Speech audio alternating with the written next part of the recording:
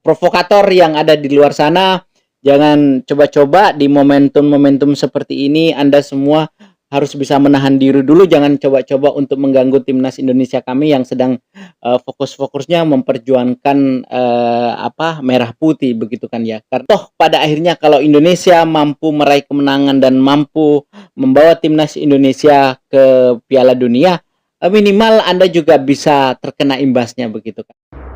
Baik maupun secara untuk PB Bhinneka, hati-hati di jalan Pak, teruskan perjuangan. Kalau saya sendiri secara pribadi Pak Bro. Assalamualaikum warahmatullahi wabarakatuh. Jumpa lagi bersama Biodika Sport Channel di sini. Apa kabar teman-teman?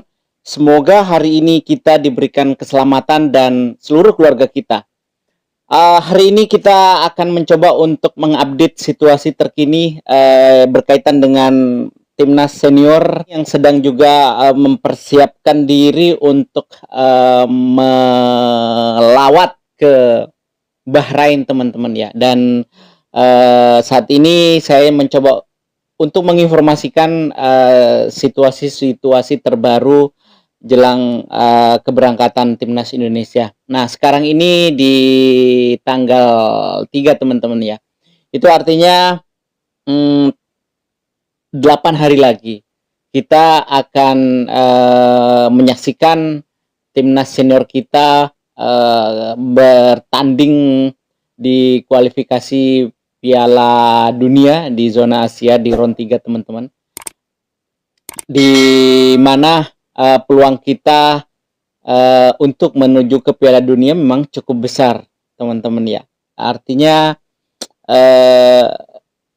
ini adalah momentum yang sangat kita tunggu-tunggu gitu kan ya, karena peluang kita untuk bermain di kasta tertinggi sepak bola dunia itu memiliki peluang besar, cukup besar peluangnya, karena kita tahu kemarin kita berhasil menahan imbang raksasa Asia yakni Arab Saudi 1-1 begitu teman-teman. Lalu kemudian kita juga menahan satu lagi timnas Australia juga langganan Piala Dunia begitu, dan kita mampu menahan 0-0, di mana pertandingan tersebut menuai satu kejadian yang mungkin tidak akan pernah kita lupakan, di mana pelatih Australia Grant Arnold begitu teman-teman akhirnya mengundurkan diri, entahlah itu dipecat, entahlah itu didesak untuk mundur dan sebagainya. Tapi intinya Grant Arnold ini adalah pelatih yang pernah juga mengantarkan Australia ke Piala Dunia, dan ini adalah pelatih yang sangat berpengalaman teman-teman. Dilatih begitu oleh Roberto Mancini. Kita tahu bahwa Roberto Mancini juga adalah pelatih yang sangat memiliki pengalaman melatih berbagai klub Eropa, dan Mancini juga pernah mengantarkan Italia menjuarai Piala Eropa begitu. Nah, atas keberhasilan Indonesia meraih 2 poin di 2 pertandingan, dan ini adalah peluang besar untuk kita kembali meraih 3 poin bahkan, atau kalau misalnya kita tidak bisa meraih poin di Bahrain dengan mutlak 3 poin begitu ya, kita cukup meraih 1 poin pun juga tidak apa-apa gitu kan ya. Lebih-lebih kalau misalnya kita bisa meraih 3 poin dan di Cina nanti kita juga bisa meraih 3 poin, itu luar biasa. Itu artinya satu kaki kita sudah melangkah di Piala Dunia begitu. Tapi seandainya di Bahrain kita hanya mampu bermain imbang, katakanlah seperti itu, dan di Cina juga kita hanya mampu bermain imbang, ya oke, tidak ada masalah juga sih. Karena nanti teman-teman di bulan Maret dan bulan Juni di tahun depan itu kita menjamu mereka. Itu artinya kita memiliki peluang besar sebetulnya untuk meraih poin di kandang seperti itu. Kita tidak boleh meremehkan Bahrain. Kita tahu Bahrain kemarin itu pernah menduduki peringkat keempat Piala Asia di Qatar, teman-teman. Jadi dia hanya digagalkan oleh Australia kalau tidak salah. Jadi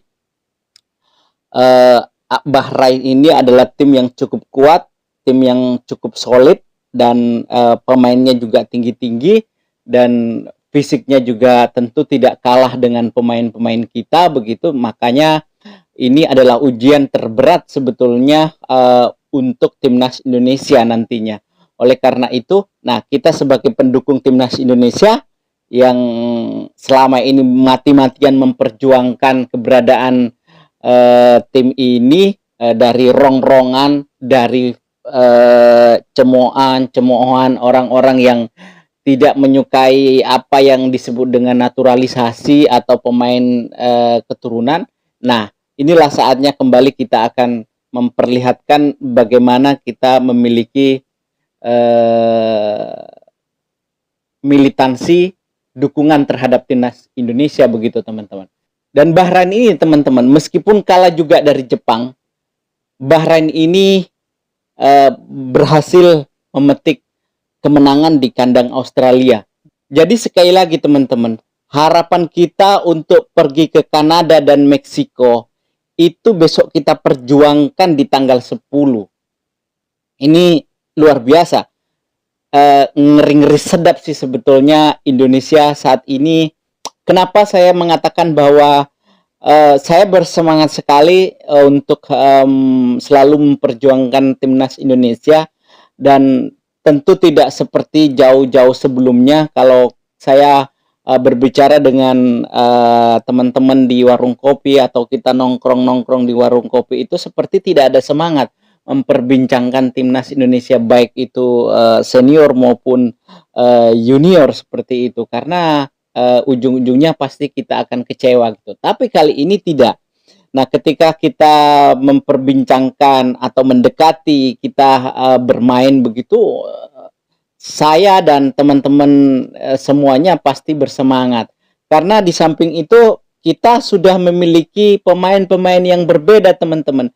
Saat ini saja yang sudah terkonfirmasi untuk bisa ikut memperkuat timnas Indonesia melawat ke Bahrain itu sudah ada Jay Ises, misalnya ada Tom Hai, kemudian ada Nathan Cho, ada Martin Pais, ada Kelvin Verdong, ada yang terbaru adalah Hilgers, dan kemudian Eliano Reinder, kemudian juga ada Rafael Strijk, Ivan Jenner, dan banyak lagi pemain-pemain yang sudah mengkonfirmasi dirinya siap untuk bergabung dengan timnas Indonesia, mempertahankan kemenangan kembali begitu. Dan kita berharap semuanya timnas Indonesia jelang keberangkatan kita di tanggal 5, tanggal 6 besok begitu, itu tidak ada kompor-kompor yang mencoba untuk mengganggu konsentrasi pemain timnas Indonesia. Nah, kalau misalnya ada teman-teman, ini adalah tugas-tugas kita semuanya begitu. Baik teman-teman, saya coba akan spill sedikit apa saja persiapan Coach Sintayong untuk keberangkatan besok kita ke Bahrain. Kabarnya hari ini sudah meskipun belum dirilis, hari ini sudah ada nama-nama pemain yang sudah dipersiapkan, yang sudah ada di tangan Sintayong, dan tentu besok akan dirilis gitu kan. Jadi saya tidak ingin mendahului di sini teman-teman, biarkan kemudian Coach Sintayong merilis pemain-pemain yang sudah ada catatan di tangannya. Di tentu 26 pemain ditambah 2 pemain baru yang nantinya akan memperkuat Indonesia itu akan juga ikut bergabung tentunya. Tapi kawan-kawan, kemungkinan ada pemain yang tidak bisa ikut bergabung pada saat bermain dengan Arab Saudi atau bermain dengan Australia, karena kabarnya ada pemain-pemain yang juga cedera teman-teman. Tetapi sekali lagi saya ingin mengatakan di sini bahwa tunggu rilisnya, tunggu informasi yang disampaikan oleh Coach Sintayong mengenai siapa-siapa saja yang tidak bisa ikut bermain lantaran karena kebugarannya agak terganggu begitu teman-teman. Dan seperti yang saya terima kabar terbaru bahwasanya di tanggal 5 besok semua pemain sudah berkumpul di hotel Fairmont begitu di Jakarta Barat kalau tidak salah hotelnya ini. Jadi di tanggal 5 itu yang pasti semuanya sudah berkumpul, dan saya berharap kepada pemain-pemain yang memang sudah tentu sudah mengantongi, sudah ada panggilan seperti itu, harus menjaga staminanya, harus menjaga kesehatannya. Jangan sampai masalahnya begini teman-teman, Sintayong itu bukan pelatih-pelatih yang mungkin pada umumnya kita kenal. Disiplinnya sangat kuat. Kalau pernah kita mendengar salah satu gitu kan ya, salah satu pengakuan dari M. Tahir yang juga viral terkait dengan keinginannya untuk sparring dengan timnas keturunan pada saat itu, dan ini menjadi juga banyak kecaman-kecaman pada saat itu mengakui bahwasanya Sintayong ini adalah pelatih yang sangat disiplin dan tidak segan-segan untuk mendenda pemain yang tidak bisa on time. Dan kedisiplin Sintayong ini terkadang memang juga ada riak-riak di luar sana yang menganggap bahwa Sintayong dengan menerapkan disiplin yang sangat tinggi ini cukup juga mengganggu para pemain begitu. Tapi sejujurnya tidak ya teman-teman ya. Ini juga untuk kebaikan. Kalau misalnya tidak bisa disiplin, tentu pemain Indonesia tidak akan pernah berjalan sejauh ini. Bahkan pemain yang sekelas Elkan Bagot pun terkena imbas dari apa yang dilakukan oleh Sintayong, dan tentu banyak lagi yang akan bisa kita dapatkan nantinya kalau seandainya pemain-pemain ini tidak bisa disiplin dalam menerapkan atau mentaati aturan-aturan yang sudah diterapkan oleh Sintayong begitu. Dan kembali lagi teman-teman, bahwasanya di tanggal 6 besok kemungkinan tanggal 5 berkumpul.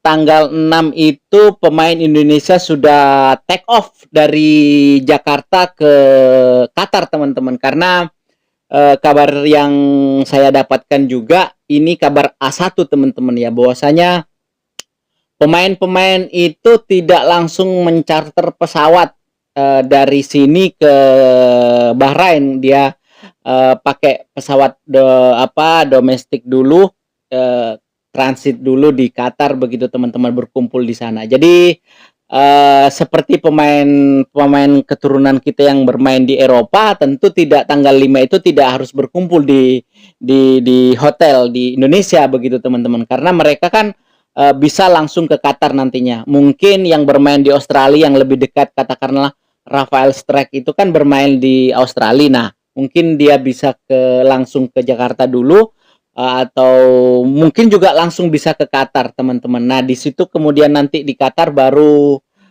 mencarter pesawat secara bersama-sama berangkat ke Bahrain begitu teman-teman. Lalu kemudian pemain-pemain lokal siapa saja? Nah, pemain lokal tentu Witan Sulaiman juga sudah termasuk pastinya begitu kan, ada Arhan, lalu kemudian ada siapa ya lagi di situ, Rizky Ridho, pemain yang tidak pernah tergantikan, dan itu sudah dipastikan mereka akan bersama-sama memperkuat timnas Indonesia nantinya.